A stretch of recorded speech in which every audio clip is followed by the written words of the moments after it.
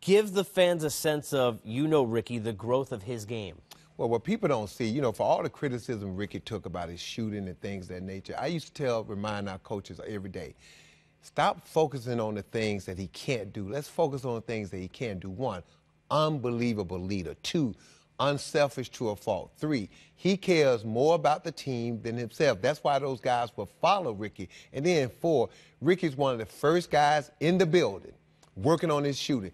Then during practice, working on his shooting. After practice, working on his shooting. And then he comes back at night to shoot even more. This guy puts the time in. It's no fluke that Ricky Rubio is having the type of season and the type of impact that he's having on this Utah Jazz. No one saw this coming. When Utah traded for Ricky, they said, well, Minnesota just found a place for him to go. They didn't realize that this man was one of the glue guys because, again, defensively, he may not be the greatest one-on-one defender, but if you put him in a system, a defensive system, he can execute it to a T. And he's one of the smartest, mentally toughest young men I've ever been around, and his work ethic is second to none. And I'm telling you, Ricky Rubio and the Utah Jazz are where they are because they put the work in. They got a team full of Ricky Rubios, and what I mean by that is mentally tough guys that care about each other, that play the game the right way, and they're going to be tough, man, I'm telling you, because go back during the season. Look at some of the whoopings they put on Utah and some of the other top teams.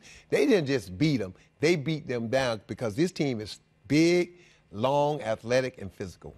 It's high praise coming from him. Yeah, look at, they mentioned. I'm a Ricky Rubio fan because you know what? He's earned the respect of everyone by the work that he puts in. He mentioned Favors, who's done a nice job, Joe Ingles, who's been big. Look, for me, as long as they don't wear the mild, medium, or hot wings jerseys anymore, I mean, can we get look, I hope we sold enough jerseys. Can we put them away for the playoffs? But he talked about the confidence of how they played the last 2 months, which kind of to bring the conversation full circle. You were talking about playing the best at the right time. Philadelphia is that team in the East right now, clearly, 14 straight and counting to close the season.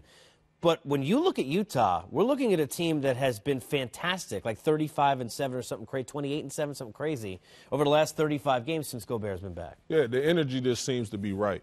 Whatever it is, it's going right. And, you can't put this past, you can't take this lightly, but he's happy. He's having fun. That's right. And, and people don't understand how huge that is when you're playing the game of basketball, when you're playing with your peers and you're enjoying coming to the gym. You're looking forward to competing with the guys that you're in the locker room with, that camaraderie. And you see that during the interview. He's like, yo, we're playing good. We're connected defensively, offensively. Like, this is a great stage for me. And like you said, it's a whole bunch of Ricky Rubios out there that just vibe the same way. So it's interesting to see that, and I'm happy for him. I like to call that AT, after Tibbs. After Tibbs? Yeah, after Tibbs. Well, and one thing, too, we don't give Utah Jazz front office credit. Look, Wayne Emery used to say this all the time. The most important thing is picking the right players for your team. It's not about the talent. It's about picking the right guys that fit together. And when you look at this Utah roster, all these guys fit. All the pieces fit. And they have no animosity, no jealousy. You don't ever see a guy come out and say, my guys, my team.